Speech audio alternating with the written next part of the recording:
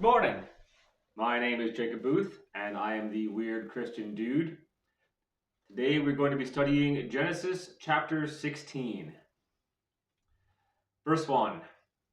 Now Sarai, Abram's wife, bare him no children, and she had a handmaiden, an Egyptian, whose name was Hagar.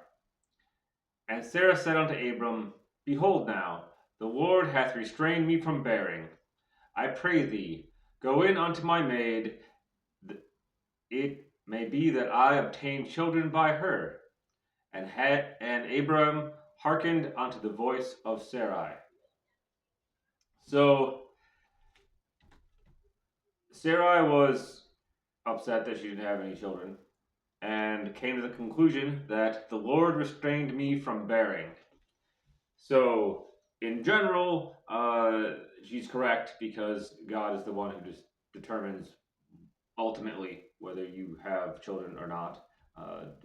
Fertility is he's got the last say. No amount of fertility medication or practices can overcome what God wants. So if he decides that she's barren, she will be barren. However, in this specific situation, Sarai is not correct, because God has promised her children. So she sort of wavered in that area. And where it says that I may obtain children by her, that rings to me as she wants to be a stepmom. Like, she wants to be a mom so bad she would rather be a stepmom than not a mom at all. So that's a bit weird, but she is very old at this point. So I'm sure grandparents are very happy when their children have children and they get to be grandparents. So it's probably a similar sentiment. However, if you're ever in Abraham's situation and your wife says, hey, you should go have this other woman also be your wife, that's a trap. Like, that's what immediately comes to my mind. Like, do you think she's prettier than me? That's a trap. Like, any of those things where you're in trouble. Like, that's what's going to happen. So, verse 3. And Sarai, Abram's wife, took Hagar, her maid, the Egyptian, after Abram had dwelt 10 years in the land of Canaan, and gave her to her husband Abram to be his wife. So 10 years is a long time. So, I mean, Sarah's been waiting for 10 years. There's some people that go through 10 years of marriage and don't have any children, and that can be pretty depressing if you want children, obviously. To not happen. But she's still waiting for God's promise to be fulfilled, and her patience ran out. It's unfortunate. Verse 4. And he went in unto Hagar, and she conceived, and when she saw that she had conceived, her mistress was despised in her eyes. And Sarai said unto Abram, My wrong be upon thee. I have given my maid into thy bosom, and when she saw that she had conceived, I was despised in her eyes. The Lord judge between me and thee. So the situation backfired. Not a surprise to us, but that's what happened there. Ultimately, any plan that is contrary to God's plan is a bad plan. And that's what happened here. So that works in a lot of situations, and this is one of them. Verse 6. And Abram said unto Sarai, Behold, thy maid is in thy hand. Do with her as it pleaseth thee. And when Sarai dealt harshly with her, she fled from her face. And the angel of the Lord found her by a fountain of water in the wilderness, by the fountain in the way of Shur. And he said, Hagar, Sarai's maid, whence comest thou, and whence wilt thou go? And she said, I flee from the face of my mistress Sarai. And the angel of the Lord said unto her, Return to thy mistress, and submit thyself unto her hands. And the angel of the Lord said unto her, I will multiply thy seed exceedingly, that it shall not be numbered for multitude. So this is a pretty hard situation. And Hagar had to flee from Sarai because she was so upset at her. And obviously, this isn't Hagar's fault. It wasn't even her idea. And Hagar didn't do anything wrong. So she's off in the wilderness by herself.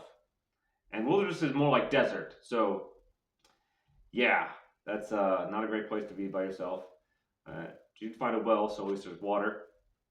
But then an angel showed up, and like that's pretty spectacular. Like that's rare to have an angel show up in person, and uh, in this case, there was no fear involved in that. Sometimes there is, and sometimes there's also reverence because of their glory and such.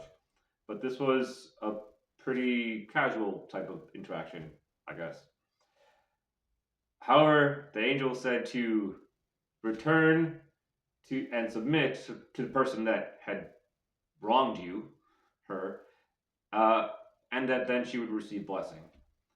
So that's another thing that sort of repeats itself to stay in a situation that God wants you in, even when it's hard, and to humble yourself to other people, and then God will bless you. So God decided to include Hagar into his plan, but this doesn't overcome his promise that he's made to Abram and Sarai to have children. So he didn't make her an outcast, even though that's what people do sometimes. God doesn't do that. Verse 11. And the angel of the Lord said unto her, Behold, thou art with child, and shall bear a son, and shall call his name Ishmael, because the Lord hath heard thy affliction. So that's interesting. The names and meaning of names is very important in the Old Testament, more than it is modern times. But the Lord heard thy affliction.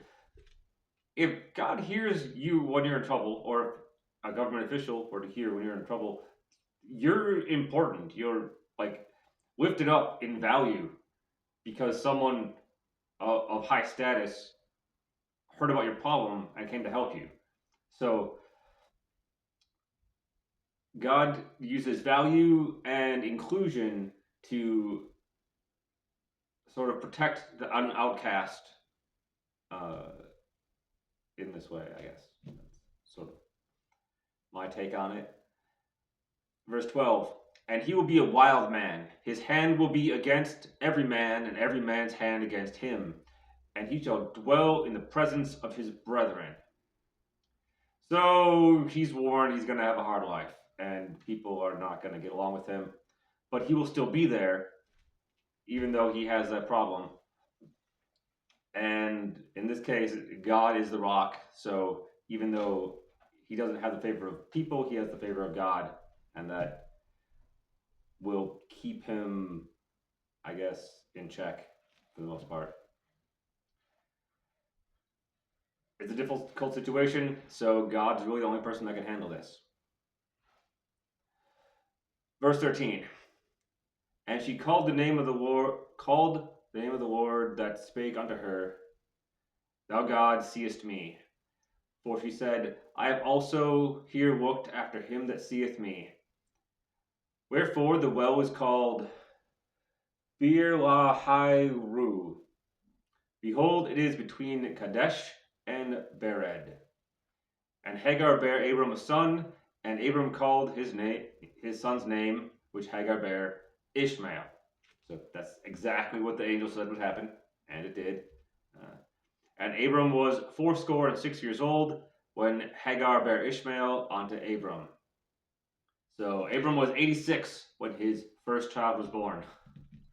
That's got to be quite remarkable and relieving, I guess, to finally have that happen after such a long time. So, thank you for watching. Have a wonderful evening, and you are always welcome to come and talk to me.